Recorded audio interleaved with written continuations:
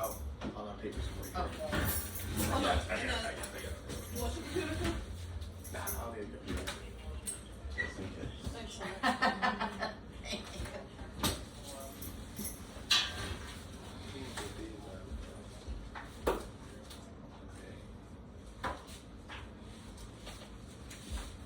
You handing these out? Yeah.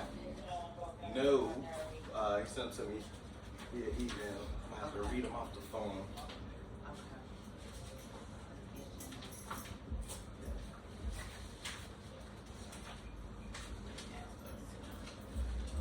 Just keep the reading. Might take you one so sorry. No, let me look, Amanda.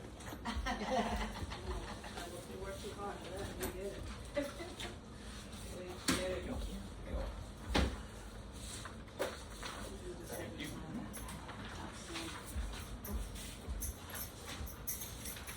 Outstanding.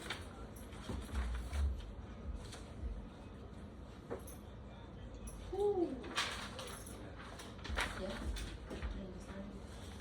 Yep.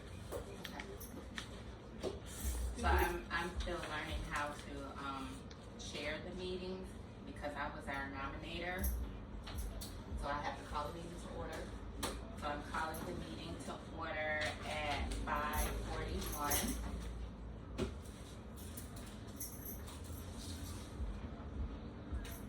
We have no remote attendance. I told him to send it to my personal email so I can read it off. Okay, can you, so, do I have that? I can forward it to all of us. Yes, please. Minutes. And then, now when we say approval of agenda, we have to approve this agenda? Yeah. So how about, I have to make a motion for us to approve the agenda? Well, I just got it, so let me see it. That's all I'm saying, I make a motion that we approve this agenda.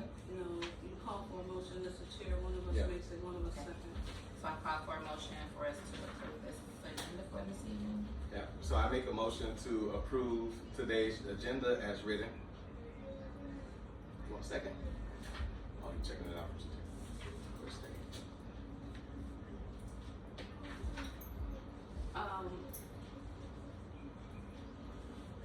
I, Counselor Earl, second the motion that was made, just with one request that, we at least have these so that I can see it before.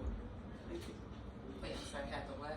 Just so I can see it, I can see it before. Oh, okay, You can't approve something I haven't read. Okay. so you want them to email it to us prior to? Yeah. Okay. Prior to. Yeah. Cause they always change my stuff. Okay, Well, I so, don't like the format anyway, but however, Yeah. you guys approved it. Yeah. I did not, I didn't even get a chance to, so, this is my first time seeing it. I mean, the format period, but however, go ahead.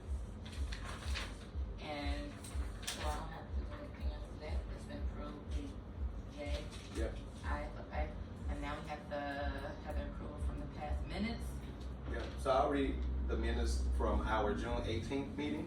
We were at 5958 West Lake Street, which is Newtown Cafe. Meeting was called to order at 5:47. All counselors were present. Agenda was approved, and then we reviewed. Should have been the review of May 18th meeting. So I see an error here. So let's notate this. So when it says approval of past minutes, it says review of June 18th meeting minutes, but that should have been May's minutes. Okay. So I'm going to, when we approve with the change there. Okay. So we had a discussion on the recent trends of teen takeovers. We talked about community mobilizations, organizing barbecues and adult presence that could deter such disturbances. We noted the adaptability of organizers when youth see adults. Monitoring, they typically tend to relocate. There was recognition that there are a lack of recreational and social spaces for youth to contribute. That contributes to this phenomenon that's happening. Then the adults in the room reflected on the changes in community resources over generations. There was some noted cross-neighborhood and suburban participation in these takeovers. There was consensus that solutions must involve youth voices, not just top-down adult planning. The next part was the reports from the counselor. So I discussed our proposal, or a proposal that I made, which is to the early intervention system, which aims to better identify officers who show patterns of problematic behavior before serious incidents occur. I talked about the proposal I put forth, just giving some evaluation metrics. I do have a copy of the proposal that I put forth to the district counselors. We did make enough if you all want to pass that around and check that out.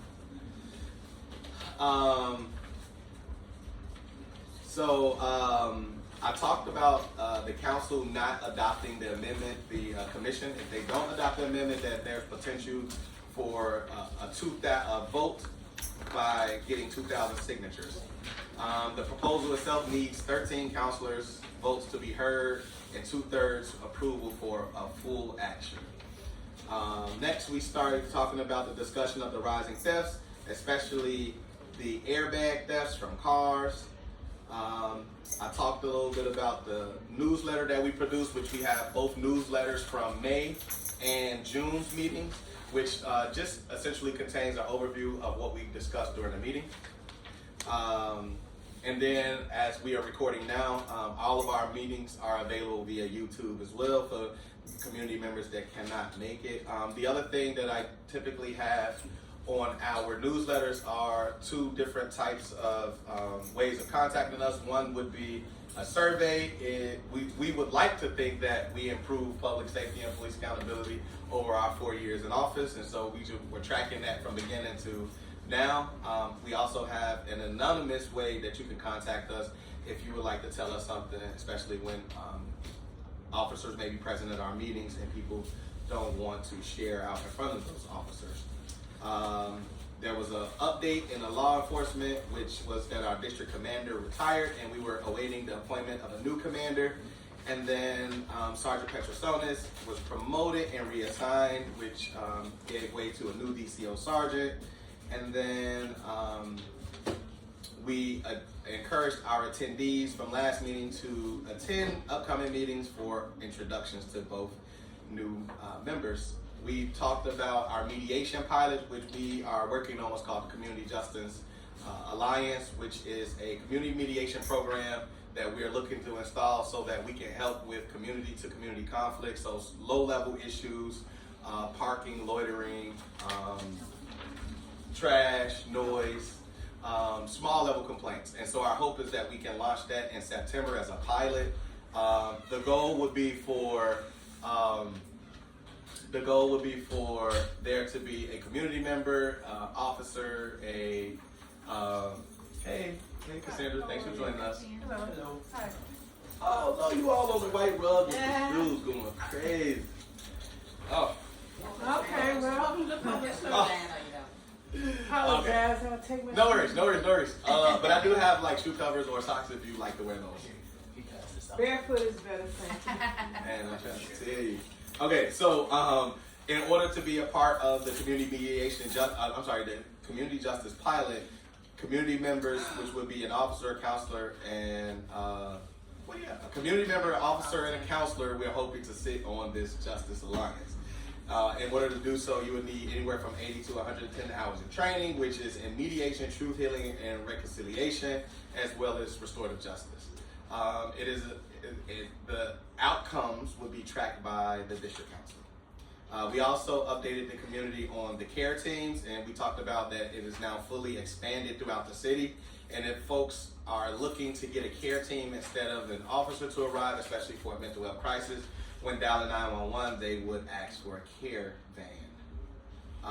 Talked a little bit about the alternate policing conference, which was held by New York University School of Law, which was in the conference we talked about other ways that cities are moving towards alternate police response, again for low-level issues such as parking, such as traffic concerns, noise complaints, things like that. And then we had no CPD present. But again, we know we had a transition, so that's fine. And then we had a guest speaker, which was G2. He is our 5th District Board of Education. How do you call it?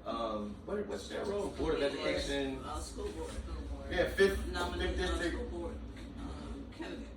candidate. Okay, 5th District candidate for school board. He currently sits on the school board, but he is a runner again for elected office.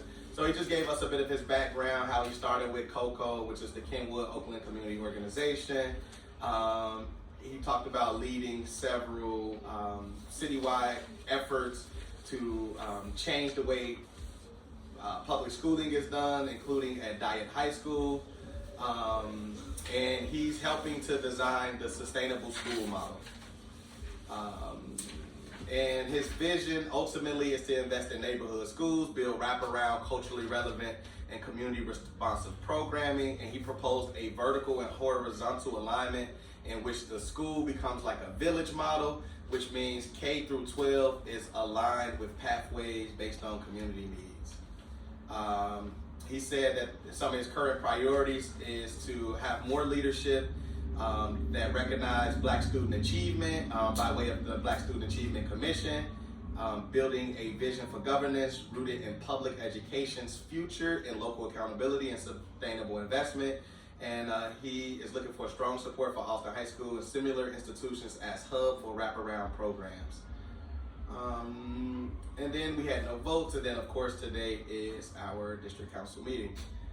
So I will make a motion that we approve today's minutes as read with the exception of changing the approval, line item 4, which is approval of past minutes, where it says we reviewed June 18th minutes. That should have been made.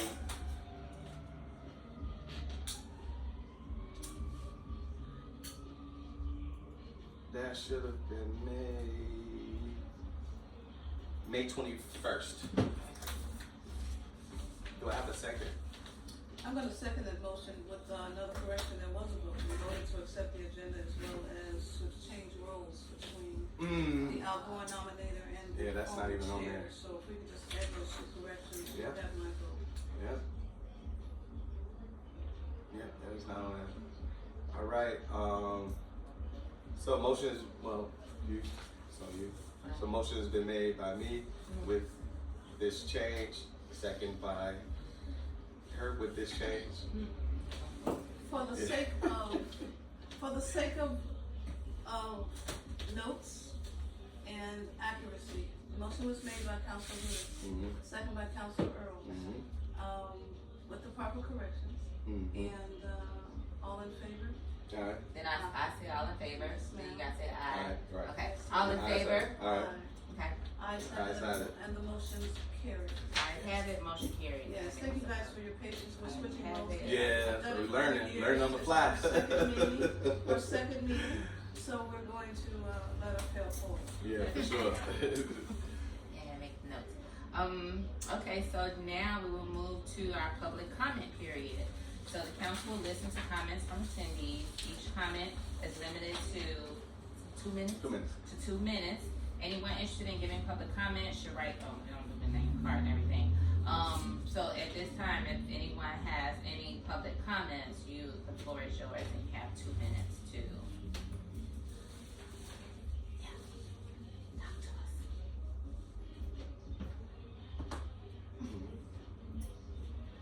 Ms. Cassandra, you don't have no minutes? You don't have no public comments for it? No, I actually was totally unprepared for giving a public comment. I had some public questions, but That's not fine. comment. I'll take your spot because July 3rd I got a break in. And I'm gonna commend 15th District. I live 37 long. And my neighbor was going to work, sitting in the back. He called my husband, he was asleep. Called him 3 times, he didn't get up, that's a blessing. Because I came out, wherever, Conservatory, and the kids were leaving, so that's a beautiful thing. It's nothing materialistic or someone's life, but however, they broke in a van. They have a new method. We have a sliding gate. they can heat, well, I shouldn't say this, but however, there's a method that they could heat your lock and put some pressure on it and it gives. And that automatic gate will move. I was unaware of that, so my ignorance is something that we just had to weld in a restrictor so they can't get that to the lock. So that being said, my public comment is that I appreciate the expedient response by 15th District. You guys had 2 cars and a paddy wagon by the time I stopped running down that. So that's a beautiful thing. So keep up the good work. You're coming to a great district, and well, I'm speaking. Let me give you a 15th District party roll.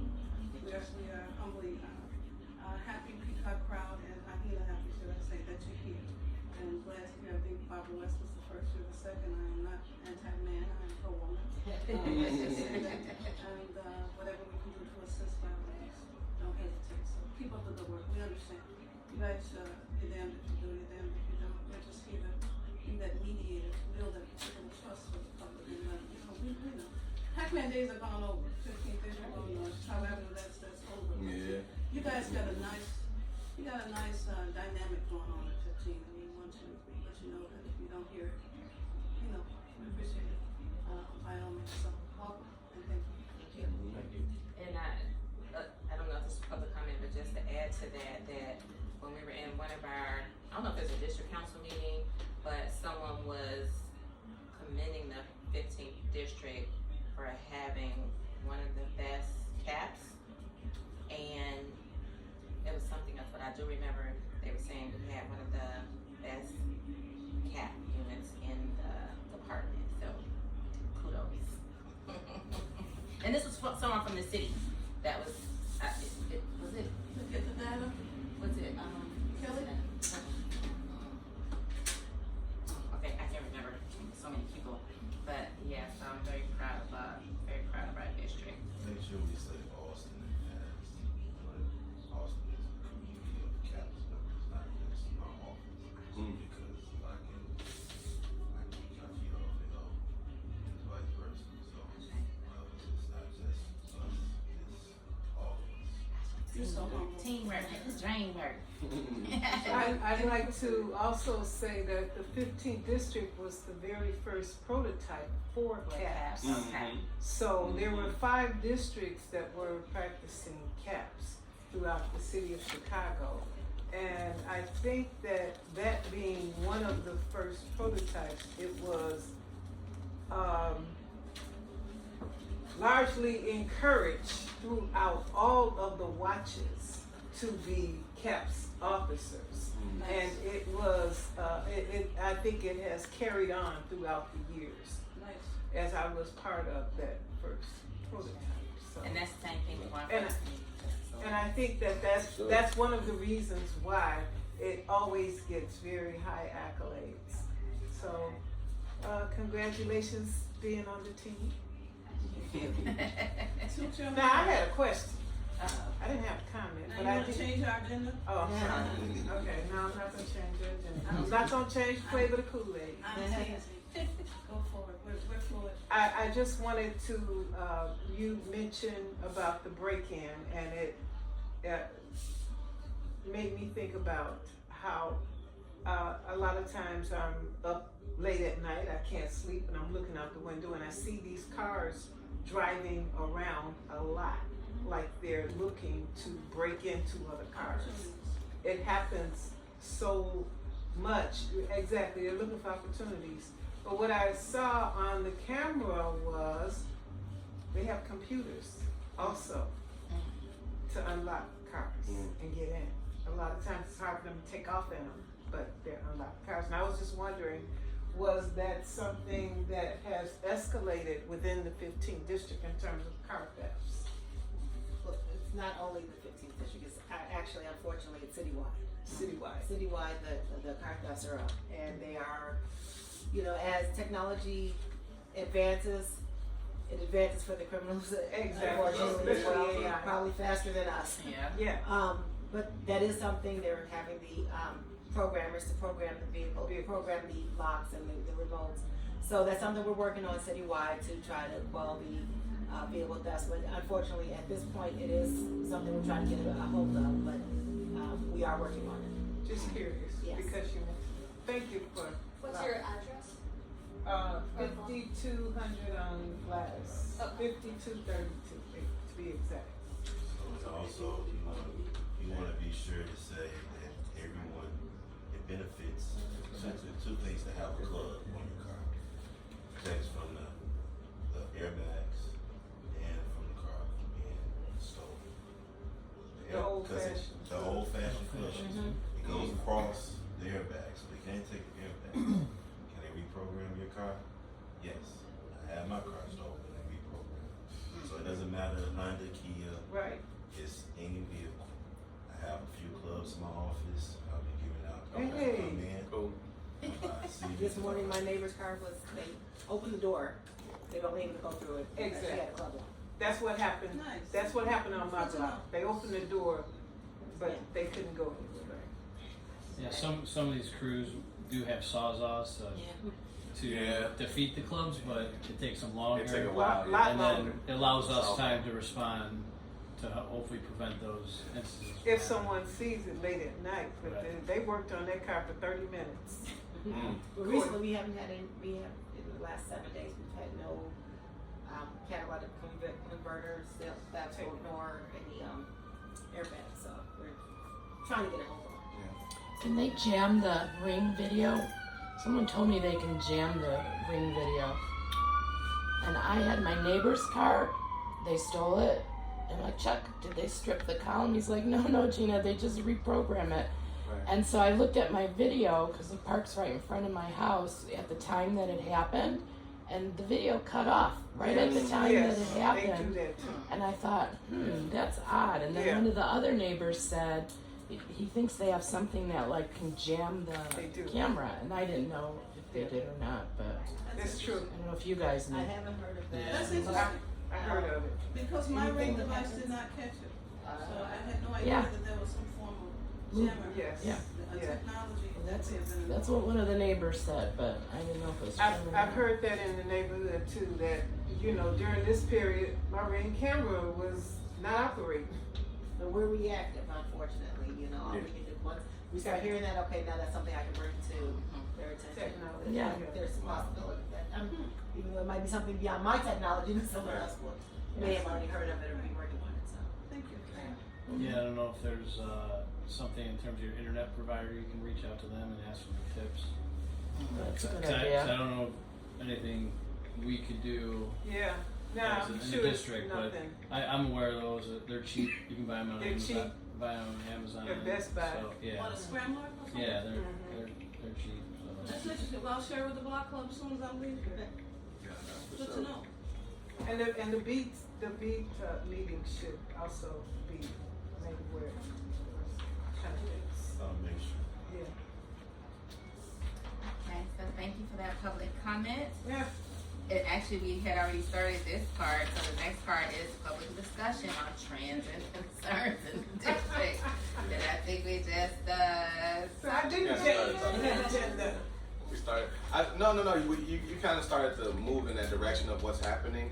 So with the trends and concerns, this segment was made so that it lines up with the district council quarterly. It makes it easier when we go into a room as a entire group to talk about what is happening across the city. So whereas our public comment could be, questions or gratitudes.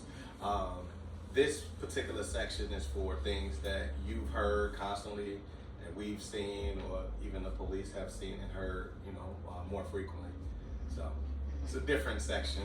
It just helps align our meeting so that we move a little quicker when it comes time for us as counselors to come together. Yeah. So I will say this, one thing that I note and want to note and ask if there is anything that can be done about it is this trend of everything besides legs walk on the sidewalk. You know what I mean? Like people riding four-wheelers, they riding motorcycles, they riding the divvy bike. Well, not the divvy. I mean, bikes, it's okay, but scooters, but I'm just saying they flying down the street. So is there anything that can be done or is being done about that? Ordinance enforcement or something? I don't know. Motorized Just vehicles on asking. sidewalks? We do have those. We do have obviously, even the bicycles over 16, you're not supposed to be riding on the sidewalks. Unfortunately, we do what we can, but it's hard to catch them. All we need is officers trying to catch them. Someone falls, bust their face. Now we're at fault. Not to say that we can't, if you get them off of it, we definitely. I personally despise these bikes and these scooters. I feel they're so dangerous, and I see, they can be in the bike lanes, if they want to do that, but it's always a concern of mine. I honestly don't even know if they should be around. I just feel like they're so dangerous, but I will be something I will at least bring to the officers and make sure that they know that what people get excited for, as far as going to be probably most likely tickets for citations, but so I'll make sure that we get that out as to what to be cited. Because that's one of the things that we're supposed to be working on is pedestrian safety. Right? So I also work at Awesome Coming Together, and I chair our public safety task force, and it's coming up a lot about the scooters, everything, but people flying through red lights, flying through stop signs, and Austin has some of the highest numbers when it comes to like vehicle incidents, even from people not respecting the bike lanes, because people still use Chicago Avenue like there's 2 lanes, and it's not. It's the bike lane is over there, and they still flying down the bike lane. And so that is one of the things. As a matter of fact, our next public safety meeting, which is next week, this is one of the things we're going to talk about, and how can we start having these conversations in the community, and then coming up with like something that we can share with community members. Because what I see a lot, I don't think people on scooters understand that they're still supposed to obey the rules of the road, right? Like, and just when I see young people riding them, they just all over the place. Like this morning, I saw a young lady on the sidewalk. She done flew through a yellow, barely made it because the light was turning. She flew through the light. Then I'm still driving and watching her. Now she done flew across the street. She ain't look damn way. She just flying, and I'm like, that is so reckless and dangerous. And so, it is going to become a priority for us to have this conversation around public safety, because everyone can. And it's still, I still see people, on their phones, driving, and so that's a conversation we're going to have. So I'll make sure that when we figure out how we'll build it out. Right now, we're talking about having a circle at because everybody's so pressed for meetings. Like, do we want to create another meeting? But we definitely want to begin the conversation, so we're thinking of creating some type of conversation circle type piece that may take place inside of the Taste of Austin.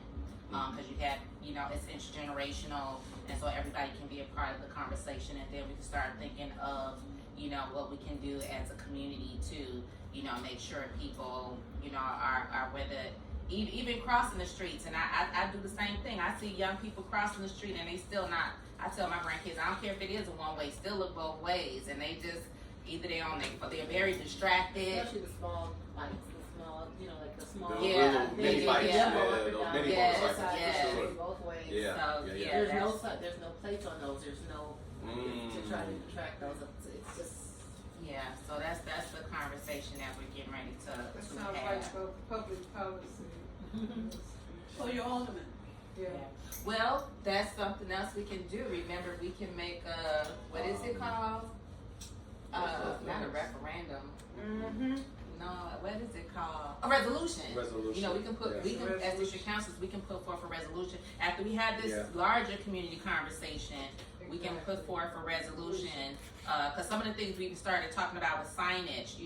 Like you said, Carmelita, you blow through the crosswalk for someone that's in it, that's a $500 fine. Well, people don't know that because we don't have any signage up. And, maybe lights, because you go across the street to Oak Park, when you step in the crosswalk, they have flashing lights and things, and they have a lot of signage. And their crosswalks are, where their crosswalks are. And so those are things that we can put in the resolution and put to our aldermen, but definitely begin the conversations, especially with young people. cause I see them, they're just very reckless out here and it's scary.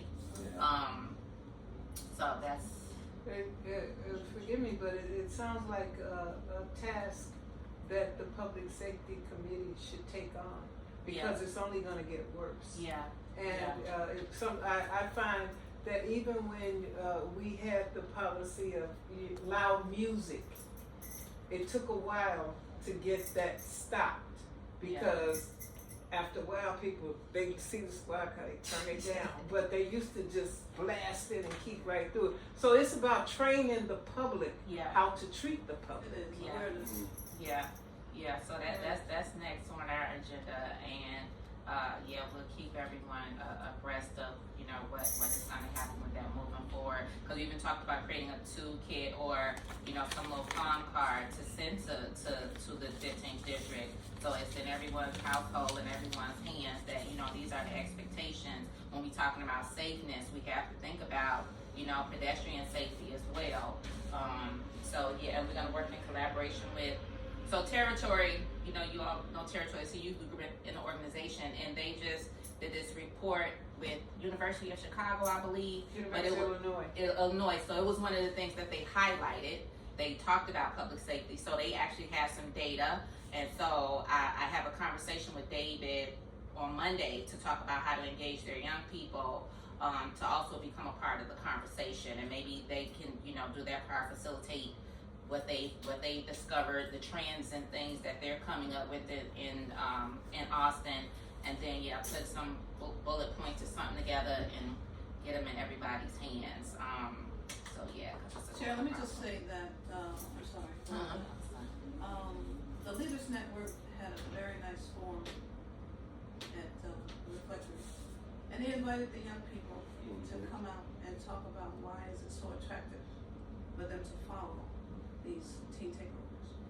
And to my surprise, there was quite a few very, very intelligent children that just are gullible and they want to be a part of something.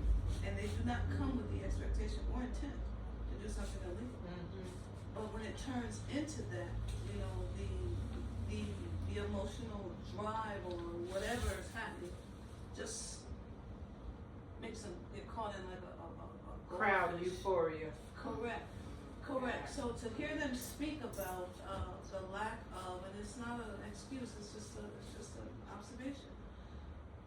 We just have to be more. And I'm sorry, I'm a woman of faith. So if the devil puts something forward, we got to give him two options, not choose that.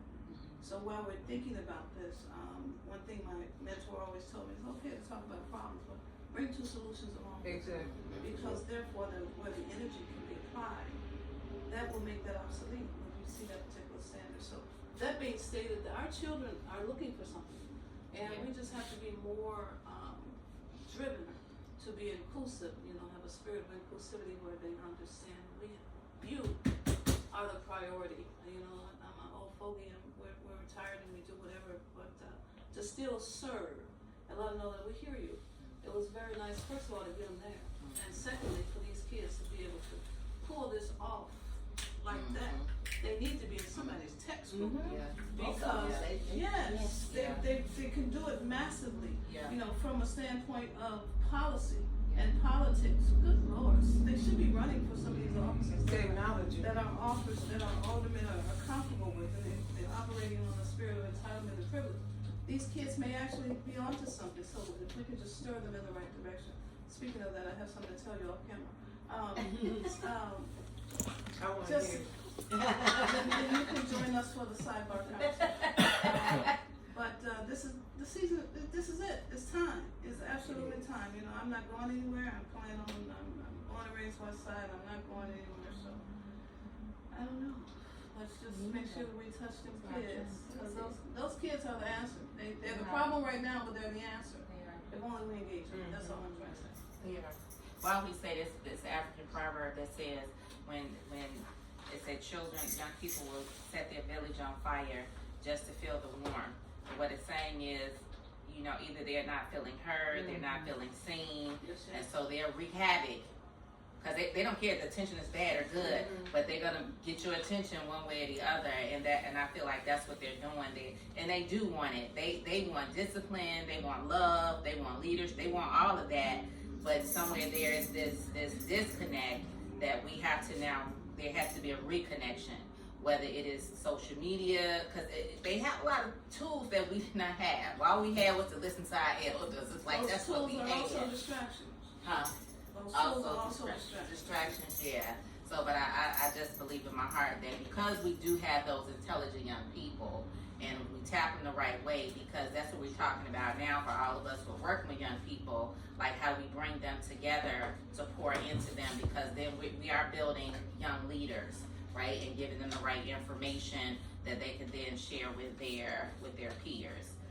So everything is in motion. You know what? One thing I wanted to mention as a community member told me was his concern. Right here on LeClaire, folks, it's a one way, and folks drive up the one way. So that was one thing that he was mentioning to me on a late night the other night. So I just wanted to put that out there because I do notice that folks are driving the wrong way down the one way, not just right here on LeClaire, but other one ways as well. So I don't know if other people notice it, see it, but that is happening. It's just one block, right? Well, right here. Is it a fact or fiction that you can go and have? Yeah, that's what I was getting ready to say. That's an old. I thought you could go half. And a lot of people, that was a Oh, you pass. can't? It's a pass down line. It's a pass down line. Oh, No, and a lot of swear. people do it, and they think, what you Swear. stopping me I'm only for? going half a block. I'm only Yeah. going. I'm just a half a block. That's legal. My father told me that.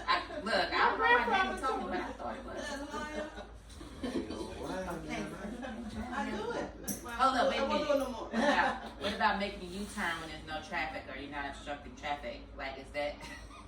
Because I make a lot of U-turns. Because that's what somebody told me. Like, oh, you can make a U-turn as long as you're not obstructing traffic. You're not close to the intersection. Right, you can't 100 feet. 100 feet from the 100 intersection. feet. Oh, okay. Well, then I'm 100 feet. But I don't know. Sometimes A lot of people make it in the intersection, especially people from out of town, because other places but it's 100 feet from the intersection. All right. Exactly. And I'm about to get arrested. But one thing we tried, and going back to not limiting contact between police and community. Right.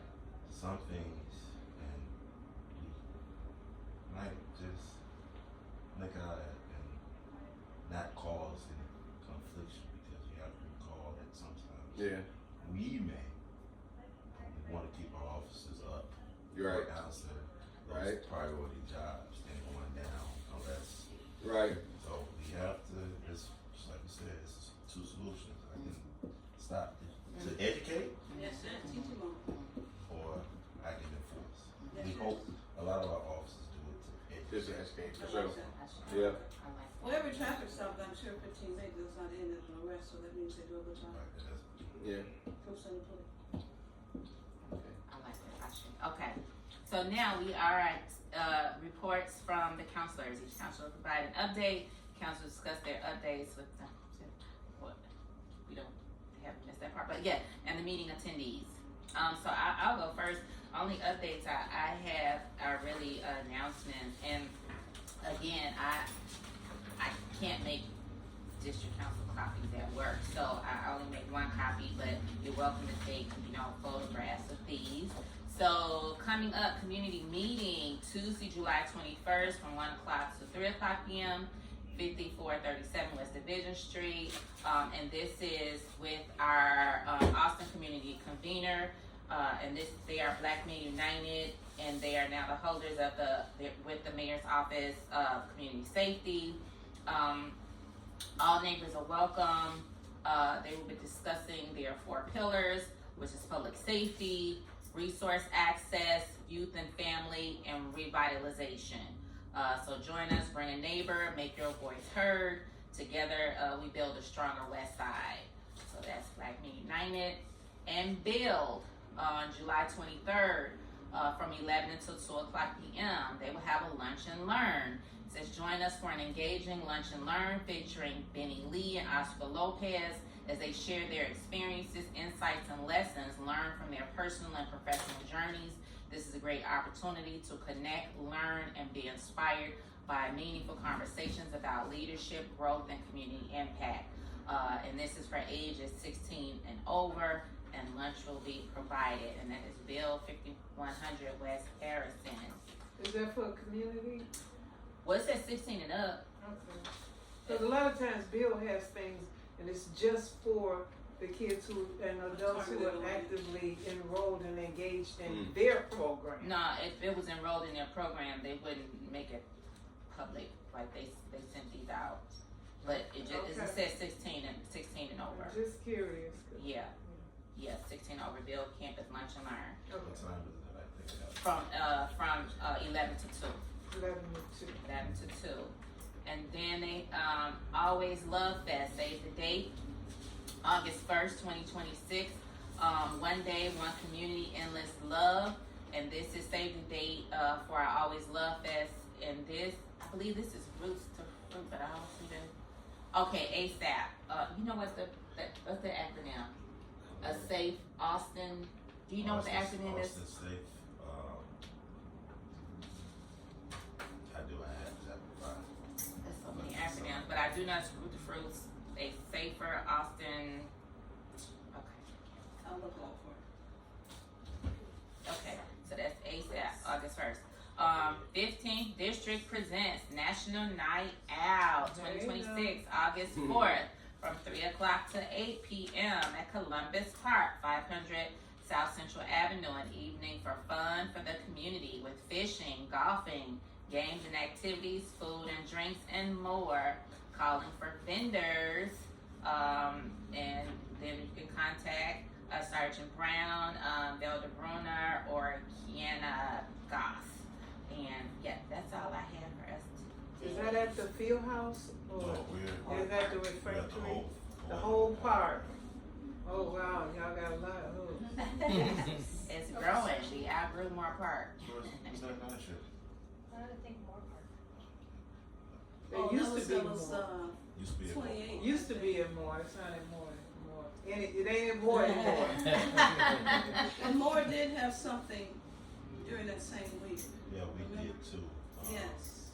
Because we didn't Something want to else. That was the baseball game. leave more park. Yeah, that's why I remember Yeah, that's two what I was days. thinking of. It was something, because I was confused last year. The National Night Out is one night, but however, we want to create, just still do back to school giveaways Yeah. for the kids, Yeah. even though we wasn't open. Yes. And then we have our main National Night Out. Yes, yes. We just picked up 600 backpacks. We picked up 600 backpacks. Oh. Coming up next week, we're gonna bag them, fill them. We have uniforms. Nice. Like I said, everything's for free. Bouncy House is full. We have food vendors that are not selling, but we have vegan option. We have a young lady that has a vegan restaurant in Cicero. She's gonna be out. I can't think. She's gonna be out there. Have a lot of treats, and it's gonna be sample sizes given away. Nice. Nice. Great job. Just trying to have. All we want to do is different. Take it a step higher each year. We gonna get the helicopters? I can try. That's what Yeah. I'm Yeah. saying. That's all. They're gonna be busy with that right now. Yeah, they gonna. Nah, I know they gotta be busy. Yeah, that's what I'm saying. I did ask for the horses. I bet. Hey, the horses. They like the horses. Like The the kids, horses. they love, like the yeah, and, yeah. Yeah, so that's all I have for All us tonight. right. Just as in addition to, it's the Austin Safety Action Plan. Wait, let me write that down. Austin Safety Safety Action Action Plan. All right. So I am Dr. Rudis. I handle our community engagement. So I do that through creating our newsletters monthly. Community members can find a QR code for both. Not on these latest ones I created, but there's a QR code for contacting us, such if they don't want to speak during a meeting, and then there's also the survey that I mentioned when I was reading the meeting minutes. I also record our videos and put them on YouTube for folks can find them there. The other thing I want to talk about is our Community Justice Alliance. As I mentioned, that is something we're working on as a community mediation program for lower level conflicts. We started that process about almost 2 years now? Well, it's been in About a year and a half. We started at Bill's Restorative Justice Conference. Took it from there to multiple district council meetings, further refined it, and then now we have something in stone where we actually have our intake forms and some of the other pieces that align with it. In the next step, we are looking to connect with Marcia Thompson Esquire, who helped us start this process so that she can go through what we have and tell us if we need to add or subtract. And then again, our goal is to launch this sometime in September with some real life issues that's happening around the community.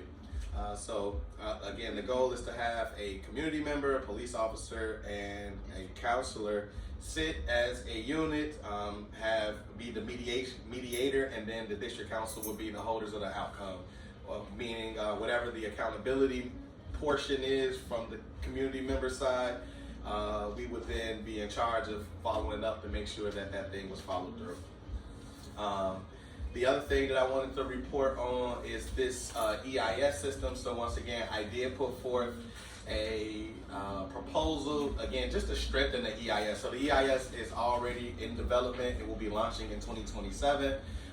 But what I wanted to do, especially given my background as a psychologist, is understanding measures in some ways that I think we can strengthen it, because as I was looking through all of the information on the states that already have something like this in place, the biggest value add was the measures. And so What's that for? early intervention system. Basically, it's using AI and technology to decide if. So it tracks officers in the what is it called when you guys get a written statement? No, I always get that. I always say a recommendation, but it's not that. What is it called? Infraction. Complaint, like a complaint. CR, yeah. So it follows complaints and other internal issues that officers may be having to determine if they are more likely to commit some type of incidents that could cause further harm to the community or to the office. And so that is going to be launching in 2027. Is consent decree driven. And with it launching, one of the biggest challenges across different states that already have it is the measures by which officers are evaluated. So I put forth these recommended evaluation measures. So as terms of officer outcomes, we will be looking for a reduction in repeat complaints, reduction in use of force incidents, reduction in sustained misconduct, officer wellness improvements, and then repeat EIS flag rates. What this means is that whenever an officer is evaluated with this system would track these particular outcomes. Same thing with supervisory outcomes, the consistency of interventions, meaning if multiple officers have the same types of incidences, then that intervention should be the same across the board. So we want to make sure that supervisors are being consistent in that, supervisor compliance, and then timeliness of interventions. We want to look at organizational outcomes in terms of litigation trends, settlement cost trends, disciplinary outcomes, training effectiveness, and overall effectiveness of the interventions. We want to look at community outcomes, which are public trust indicators, community satisfaction, perception of police accountability, and confidence in CPD. And then system-wide performance, which will be data accuracy, system usability, intervention follow-through, and continuous improvement opportunities. So again, most EIS, if not all of them, does not have a recommended evaluation measures. And so I put forth this proposal with these particular measures to be looked at when this system comes into place in 2027. And the commission has an opportunity to look at this if it passes the district council, which we will be making votes on this in our next meeting, which is in September. If it passes the district council, then it'll go forth to the commission, and then they'll have an opportunity to vote on this and put this in place. So just wanted to bring that to attention. And then the last thing I wanted to mention is the 5,000 block of Gladys. So I've been in contact with the community member over there. There's been, for years, there's been issues on the block, particularly around one particular house that has CHA housing. So I talked with her and I started to make some calls and try to figure out, there's 5 things that I want to do on this block. One would be, first we're going to do positive loitering activities. So I reached out to Steve Robinson of Northwest Austin Council to see if he want to come over there, bring the grills and set up and all that good stuff, try to do the positive loitering thing. The next thing I was asking Sarge if he would come through with the DCOs. Myself, my counselors, if they're available, we would do door knocking on each block. Just say, hey, we're the DCOs, hand some cards out. Again, it's something that we did in 25. I don't know if we do it here in 15, but when we launched the program, that's what we did in 25. We went door to door, had the community meet us as ambassadors at the time, and then the DCOs, and pass out cards. And then, so in my mind, now I'm just putting numbers out here. The first week of August, we would do the smoke out thing, the positive loitering thing. The second week, we would double back and then do the door knocking thing. And then the third week, which I've reached out to a contact at CHA, we would have at our district council meeting a CHA representative. Then we could bring, and the goal is to have that meeting in that particular area so that the CHA person could come out and then the community can talk about the issue. Because what they're saying is they've had trouble having a person from CHA come to a meeting. They said, yes, sir. We've been dealing with the house for 2 years. That same house. That deputy director from CHA said it's nothing they can really do. Okay. So I wouldn't even try to route. So we have, Okay. they have advised us, me Munoz met with the young lady who lives there. It's not her, And she works at night. It's her sons. Right. So we have, I'm just catching you up now. Yeah. We have so many houses that we're dealing with. Right. We have video on cameras of the son about the shooting. We made arrests. Yeah. He showed the same video to the people from CA. The head of Security. Yeah, security. No, deputy director. Okay, right. Even And higher. they said, Right. well, Right. if y'all don't arrest him on property, nothing we can do. Because she has that voucher. We've been chasing that voucher. She's not the issue. But look, all fairness. I Right. don't like victimizing somebody who's she's not. the complaint. She's not in. Not in? Not in. I'm talking about the mother of the son. Oh, okay. Is who I had. Oh, okay. She works 2 jobs, cafeteria, and then she has a second job now. So we've done three positive Yeah. in that area. Okay. And it's just the house. Right. It's the sons. The Right. son don't supposed to be in the house. Showed it on our cameras, police observation cameras.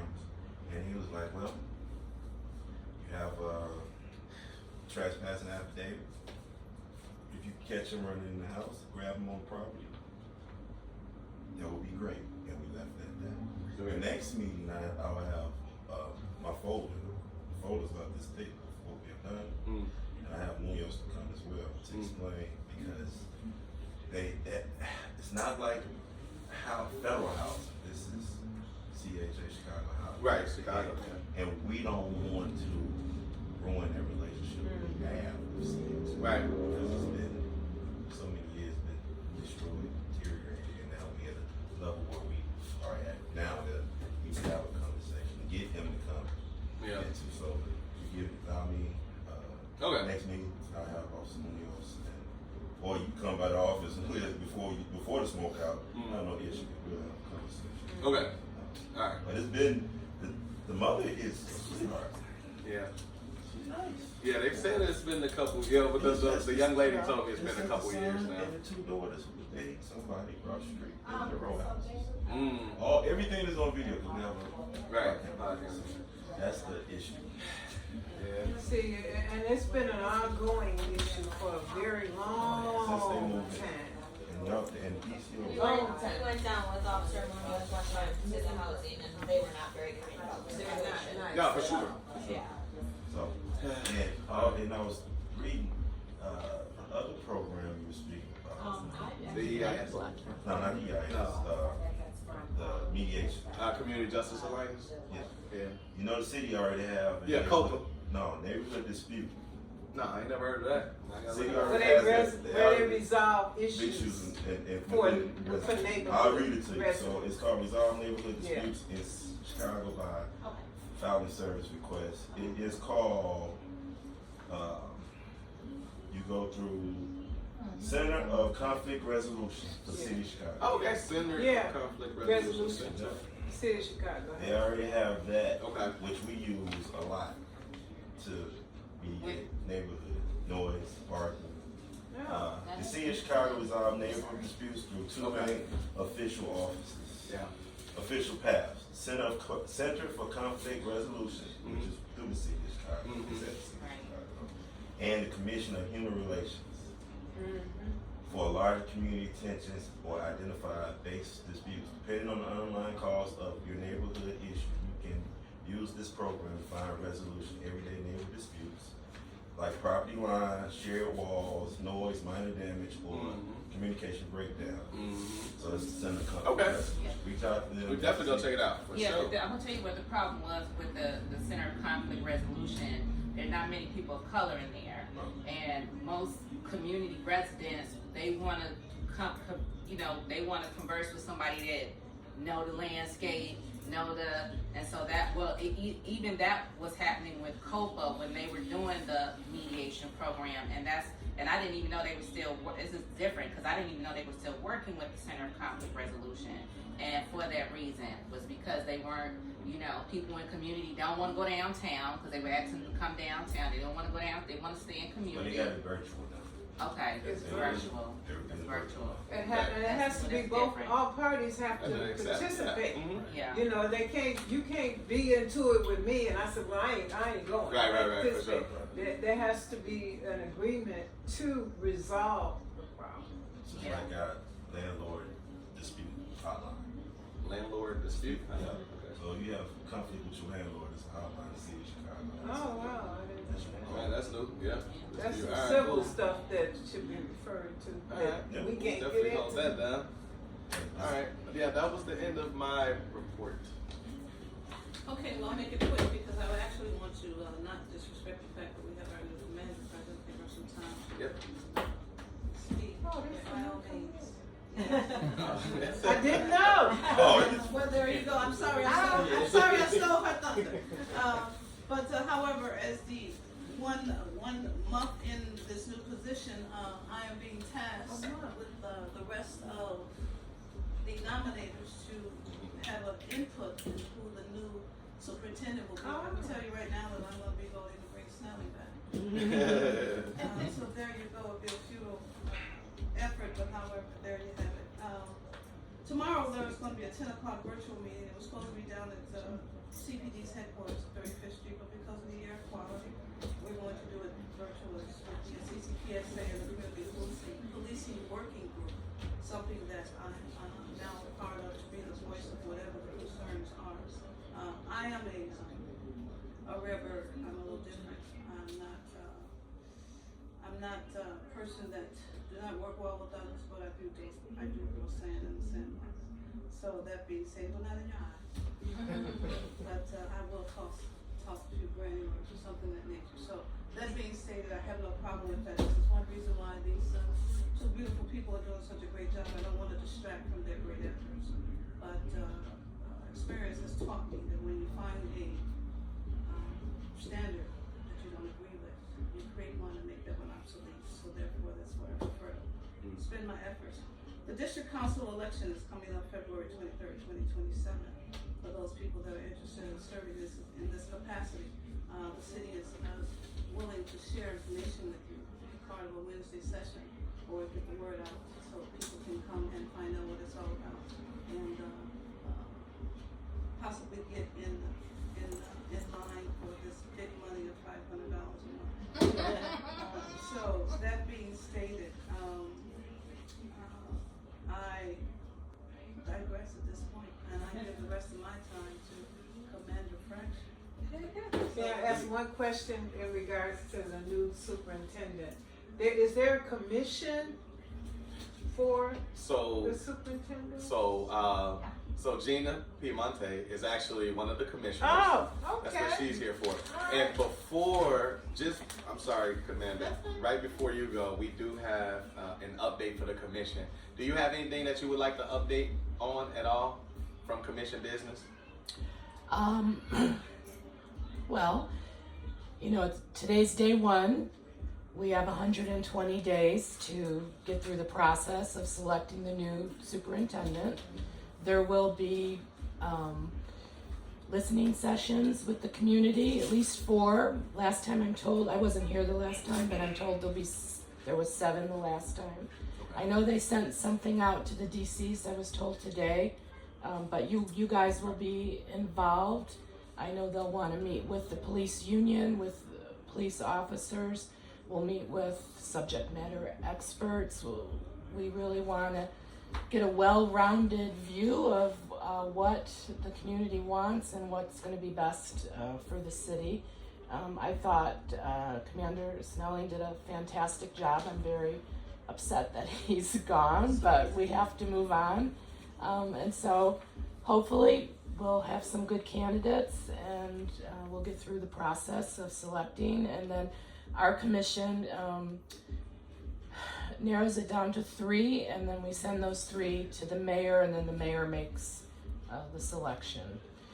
But that just 120 days. 120 days from today, because he retired yesterday. That's So 4 months. 4 months. November. We're gonna have. It's not in stone, but we're gonna have a commission meeting on November 12th, where we'll probably vote on the 3 people, and then that'll go to the mayor. Let me just say, let me just put this out here on the table. Lame duck, season 4 mayor, low rating. Any candidate that's coming in under this particular tenure would be wondering if their job is secure. So with that concept on the table, if you come to take the job, your qualifications, but you're signed off on this administration, say the mayor wins, wonderful, your job is secure. Say the mayor loses, not so much. So that being said, let's make sure that we look at that consideration, because that's something that needs to be talked about. Who would actually come to a table being ushered by or vouched for with someone? And then Chicago, let's believe it, Chicago is a city that no one wants anybody that didn't nobody send. I agree that it's not the best. But Chicago Time. does not want nobody that did nobody send. Yeah, That's for sure. Chicago. Who sent you? Superintendent Brown. Out in here. So, leaving in an appointed position, which is one reason I left early, because if you cannot change the dichotomy of what the atmosphere you work under, then why are you here? And what difference are you going to make? So that being stated, I'm glad to meet you. I understand. I heard you've sent me quite a few emails. Glad to put a face with it. We'll speak offline a little further, but I just wanted to. Well, we're both on the same meeting tomorrow, but Absolutely. we've been doing it in person, but because of the weather, they've changed it to virtual. So I'm on the community policing work group. I'm on the police board work group. I'm on the. Oh, let's save that part, because I actually wanted that when you talk about we have you as our presenter. Oh, so wait. Yeah, so all we'll right. get to that. All right. Okay. But I can't really talk a lot about the superintendent because it's in the It's works. still in the works, and, yeah. I you mean, know, that was pretty much what we would have asked Yeah. anyway, just Yeah. kind of like what overall general thoughts and stuff. Yeah. Can you do me a favor Move on my that? foot. Just hit that exit button right there. So About in the stop. middle, at the bottom. So, Yeah, that was, Low yeah. po, Yeah, right close. there. Yeah, cool. Thank you. All right. All right. And now we'll have a report from our police district. So, Commander, if you want to introduce yourself and talk a little bit about what's going on. Okay, so I'm the new commander. I've recently been appointed to the 15th district, commander of the 15th district. A little about myself. I have native Chicago, and I've been with the police department for 28 years. I've been a police officer for 22 years. My life has been spent in public service. That's what I've done. My undergrad degree was in sociology. I went to Knox College. I worked 6 years at DCFS. prior to coming on the department, I worked at OPS, which was now evolved into what COPA is. And, I worked at OPS prior to coming on. I came on in 2004 as an officer. I started in the 11th district, so I'm familiar with the west side. I'm from the south side, but I did work in the 11th district for a number of years. Spent most of my career in narcotics. I worked in all aspects of narcotics in this area and all over the city. Then I made sergeant. When I was promoted to sergeant, I went to work in the 7th district, where I worked as a field sergeant, as well as I was a cap sergeant in 7. So I'm familiar with the hard work that this man does here. Then I left there, and I was a sergeant in the Bureau of Internal Affairs. Worked there for a year, left there, went back to narcotics, and I've been in the 7th district. The 3rd district as a watch commander, and then in the 6th district as the tactical lieutenant, and now back to the 3rd district, and now I'm here. Nice. I have an undergrad from, as I said, from Knox College. I have a master's in public administration from Illinois Institute of Technology, and I have finished the Northwestern School of Staff and Command. And so, again, my background is in public service. I believe in treating everybody fairly, treating everybody respectfully. I have, I feel like a unique experience in having done the investigations of the police as a civilian, being a police officer, and now seeing the difference and the things that, even my friends that are still there, that I have, we can go back and forth about what is actually reasonable. And I feel like I was as fair of a police officer as you could ever be. My mother was on the police department. So I came on as an officer older, so I never, ever thought I would be here. I didn't think I would have the time. My mother was a police officer. She actually at one point she was a lieutenant in the 15th district. She was a watch commander. I worked with you. So, but as I was saying to someone yesterday, I don't know when liberal became a bad word. But I believe it's my duty to help everybody, and to try to be as fair and try to bring everybody up. I talk a lot about choices, and even when I was making arrests and everything, I would talk to the young people about choices and making better choices, making better decisions for a better future. No matter where you are here, it can always be changed by the choices we make. Sure. So, I recently, and I tell this story all the time, and I know it may sound, but I love the story. About 6 months ago, I was at the gas pumps, one of our department gas pumps. And this young lady comes up to me and she says, "Do you name Fraction?" I said, "Yes." She said, "You used to chase me around partying in Augusta." She said, "You would talk to me about getting my life together by doing better." She's like, "I've gotten myself together. I've been working for the Park District for 5 years. And it's just so refreshing that, that she remembered me. Yeah. And I wasn't in uniform or anything, so she absolutely remembered me. Okay. And that's been a long time since I've chased anybody. So I say that to say that it made me say that I feel like I'm doing something. It all matters. I used to get told all the time, "Oh, you're wasting your breath telling them this." And I said, "It's my breath to waste," but they'll never be able to say they haven't heard it. We can always make a change. That being said, I am learning about other things that are going on, the new things that are going on in the district. Unfortunately, the craziest thing is all the addresses, all the issues that I'm hearing aren't really that much different than when I was. Same shit. I said the officers now probably arresting the kids and grandkids. Yeah. Arresting. Pretty much, especially on Gladys. As I say, it's my Talk belief. about my blood. It's I mean, my belief 5,000. that we're not, as I used to tell my partners, we're doing this so that everybody can feel comfortable in their community. Everybody can come out and be able to be safe in their community, no matter what their community is or where they are. They should be able to be comfortable. We lock up the same people time and time again. It's really not about them. It's about making a safe place for everybody, and that's what I believe, and that's what I instill in the officers. As I tell them, I expect everybody to be treating our citizens, our community, as they would anybody else, and to be as respectful. And if they're out here doing illegal things, I'm gonna get you. We don't do that. this is my community. I said, everyone talks about the them and us, you know. Oh, the them. I said, we are the community. What do you know? It's like, I hate that when they're like, what are we going to do for them? No, what are we going to do for us? Because that's why we're here. Right. So that's how I'm looking forward to working with everybody and making a better place, a better city of Chicago for all of us. Thank you, Commander Crabtree. I want to be just like you. So we also have a new DCO sergeant. You want to introduce yourself? Oh, Kellen Altoff, DCO Sergeant. When I was promoted in November of 2024, I was on midnights for my first 20 months here in the district. When I first came on the job, I was a PPO in here in 2013, and then eventually went to the 11th district where I spent 2 years. And then I transitioned to narcotics, where Commander Fracture and I worked together previously, various different things.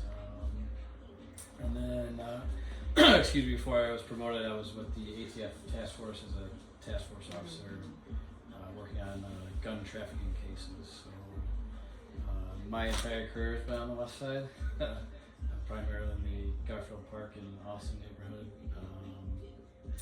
I'm very fortunate to transition into this position.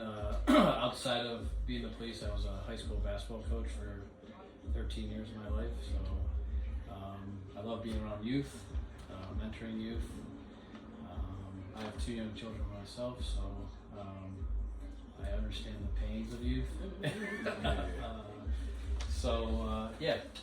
I told DeAndre when we met earlier this week, my goals for my officers, we have Paris and Sarah here, is that just to be one of the main goals, just to be more visible. They're kind of like the Swiss Army knives of officers in our district. They get pulled in every direction, whether it's helping out their TAC officers, working with CAPS, doing our own thing in terms of dealing with the community. So my goal is just for them to be more visible, more engaged, being more interactive with the community. Whatever that may be, or I'm open to discussing those things. So, welcome. I will ask, I don't, it might be asking too much because you just got here, but if previously commanders would give us statistics, are you able to do any of that right now? I am not able to. Right. Next meeting I'll have it. I got you. No problem. I didn't want to put you on the spot or nothing. I can tell you that we've had hijackings in the last 7 days. We've had 1 robbery. There's again the uptick in thefts. I think in the last I don't want to give a specific, but I know those for facts because I just looked at those today. So we're okay. No worries. I'm gonna put you on the spot. So in keeping with his question, there's normally an update given to the automatic offices of the alderman. Are you opposed to us joining that group? Meaning that continually, whatever's on the table will stay on the table. I know you have to push with a lot of stuff. So at least that's one way that we're not turning into a secretary or handing out stuff.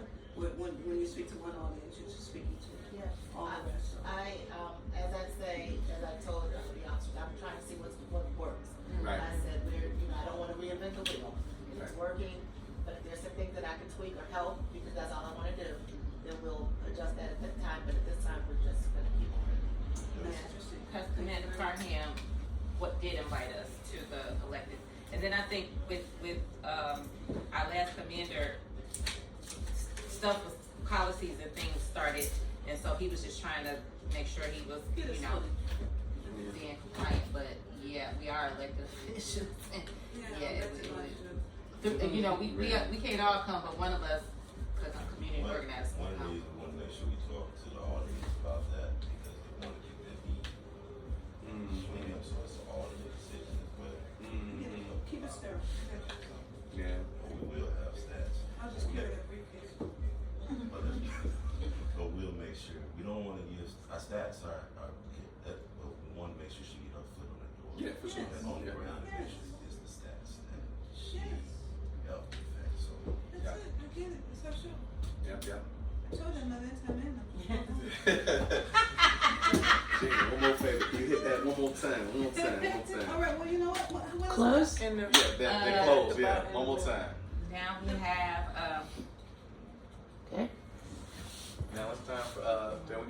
Gina. So, Yeah, it's Same. some of this stuff is kind of redundant. Yeah, It's like I- we gotta have to say, we'll say something. wrong. so if you could just tell us about, your history, your background, what led you to the commission, and then go into some of the working groups and maybe some of the things you all are working on. You gave us a little bit about the superintendent search, but if there's anything else you want to add in terms of high-level overview of what that might also entail, if it's different than what you've already told us, you can do that as well. Okay.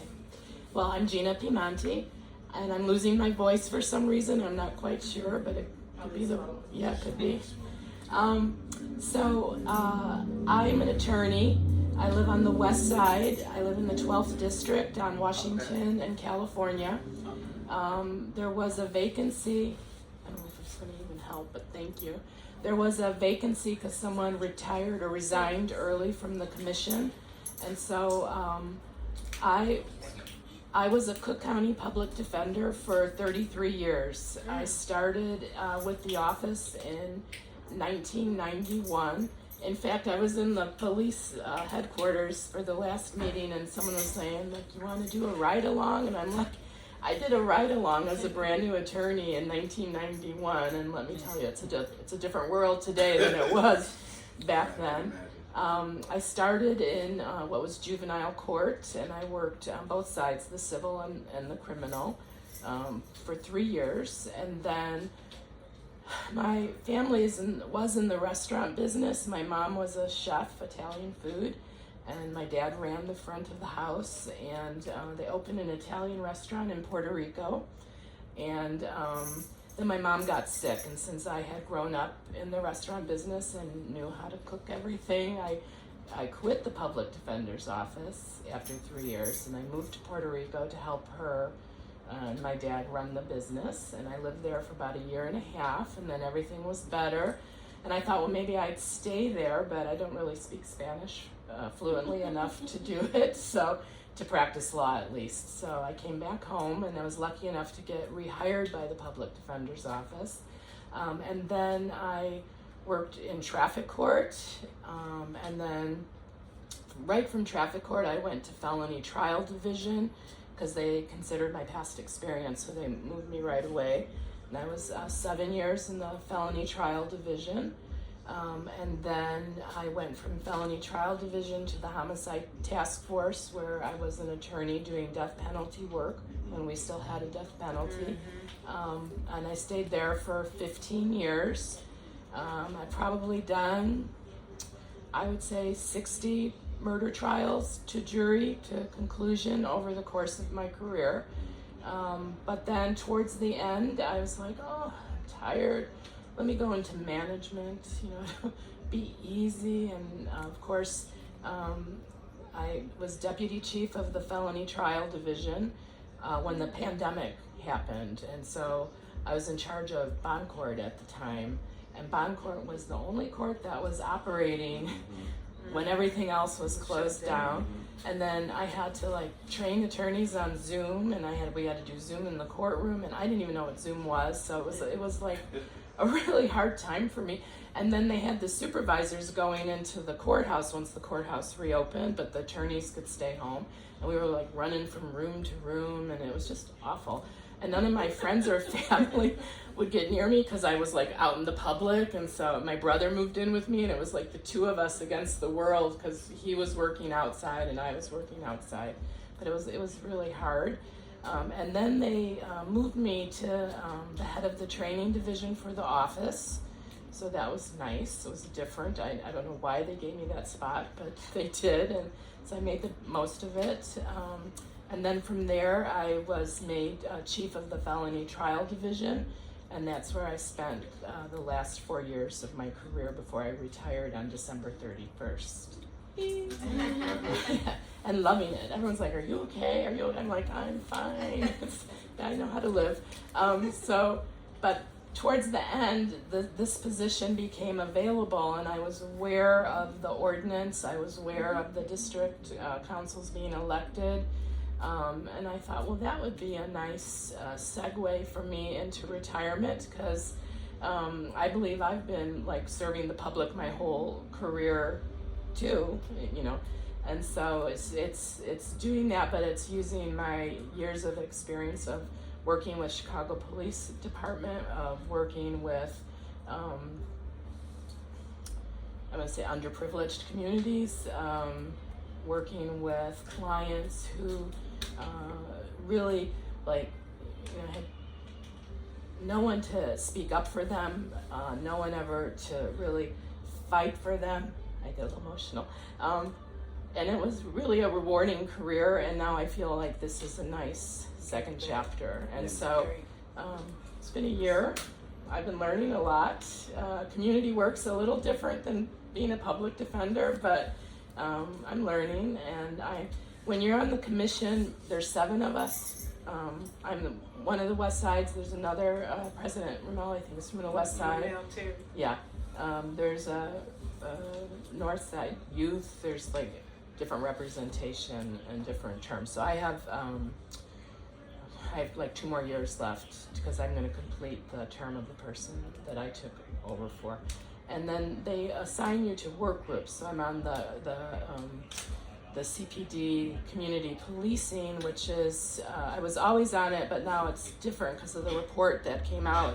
And so we're like digesting the report and how that's gonna affect community policing. And then we're also working with district counselors now on that work group, which normally it's just like 2 commissioners and, you know, like the COPA chief or the police board chief. So it's been interesting. We'll see where it goes. I'm on that one, and I'm on the police board, which is like probably the easiest one to be on, but they're working, you know, on revamping the rules because they're so, well, they're dated. They're like from 1950, and so they're trying to revamp that. So we're working with them on that. And then, of course, COPA, I'm on that work group, and we just, you know, selected the COPA chief. We work on mediation with them. That's a big thing that's going on right now, and it's almost come to fruition. We're working on patterns and practice policy. So if you go to the website and you look under the goals, you could see like each group and what we're working with for them. And a lot of things are like I can't talk about because it's confidential.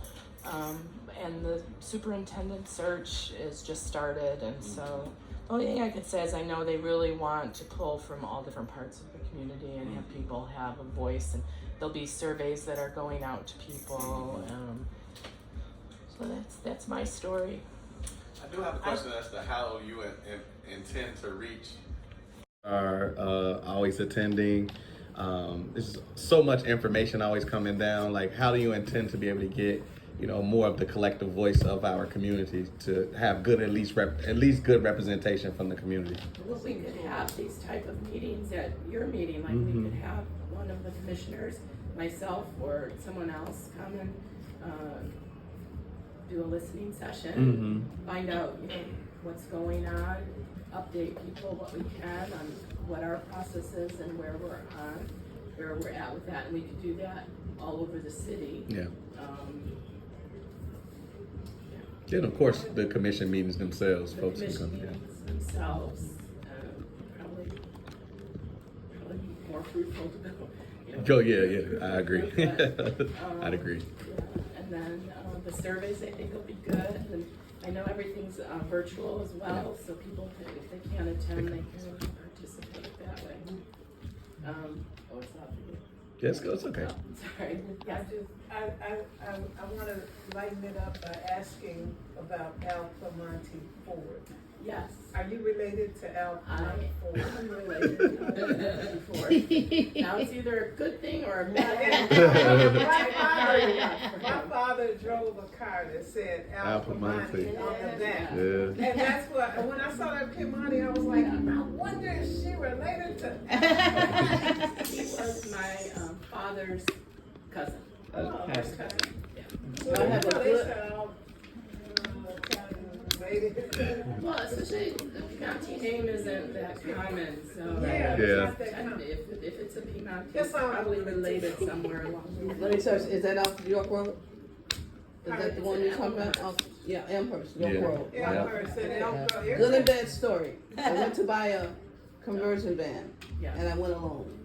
This was in the early 90s. I just come on the fire department, and the salesman basically told me, go get my husband. True story. I went to the front office, and I spoke with the Piemonte. And he not only reprimanded his salesman, he gave me a sizable discount. Correct, and I bought the van. So just so you know, you come from good Good stock. stock, already. You come from good stock. Because coming from the west side, I didn't approach him very well. And he still was about customer service, so kudos. That's, Oh, I yeah. don't know if I said I've lived where I live since 2005, so I've been, Oh, wow. I've been on the west side a very long time. Oh yeah, for Yeah, you're sure. right down the street from the senator. She's on Mozart in Washington. Oh, I didn't know Former, that. yes, yes. So you got a good name, girl. That's solid. West Side, Alpha. All right. Is there anything else you wanted to add? Any other questions to ask? No. Okay. So this next one is hearing and discussion. No, this is what I want to say. Like, because this is kind of redundant. So if we wanted this removed, would we need to make a vote on that? You don't have to, because if you look at the front page, this is the problem I have with this agenda, but you know, you only have to deal with me for about 7 more months. It says, I'm not running again. Oh. It says, items on this agenda are subject to change. So therefore, that's where the fluidity of our bylaws, and this is why I told you to revisit the bylaws. We'll go that back to we our bylaws, instituted when yeah. We came to them, because it doesn't matter what CCPSA wants to do. Do not take the boots on the ground and ride our coattail and tell us how we should be doing the work. So Back there you to go. bylaws. Um, Okay. Well, so we're gonna skip over that part because we just covered that with public discussion on trans concerns in the district. And we just did our presentation. So the final action, the council, so we have no items for voting, and then make final announcements, and I think we made those, but we need to announce our next meeting date. The next meeting date is August 20th. We don't have a location as of yet because again, I was working with the 5,000 block, but I'll get with the sergeant and we'll, talk about that if it's, yeah. Y'all know August 20th is the ACT's. What's that, the soiree? Y'all soiree that day or something? Yeah. Oh, dang. We'll figure stuff out. Well, they don't come to our meeting anyway. All right. We'll figure it out. That's true. Okay, so, Yeah. But so just so the commander also knows that we're one of the few districts that try to move around the community. Travel. Yeah. Most districts kind of are fixated, whether they're at a library or whatever. Because we're still, personally, I just don't feel the city did a very good job rolling us out to community. So we're still trying to, Make sure. we still got Yeah, people make sure like, folks, who is yeah. doing? What y'all Yeah. doing? And they So we don't still know, trying. yeah. So that therefore we move around. In a hope to, engage with more people. So yeah, we move about. We didn't have garden meetings. We didn't We have did some church schools, we did meetings. some We didn't have churches, school yeah. meetings. So yeah, we move around. Did a funeral home? And The they funeral home? in the funeral home. And they do call us the flagship. We've been out. We be outside. Let's put it like that. I don't know if that's a good Outside. thing or what, because we pretty much do it It's a on wonderful day. 15. We But want to release our commander. Yeah, for sure. okay, Yeah. that was it. I just said it. I released about that. So I make We a are the motion. flagship. I got you. I make a motion to end our meeting at 7:07. Okay. Do I have a second? I second the motion. Okay. You got it. You got to do your Meeting thing. Motion and second. Meeting. No, Wait, no, you what got I to say. do? All in favor? All in favor? Aye. Aye. Thank y'all for All right. coming. Thank y'all. Thank you for your Y'all, question. y'all Please get something.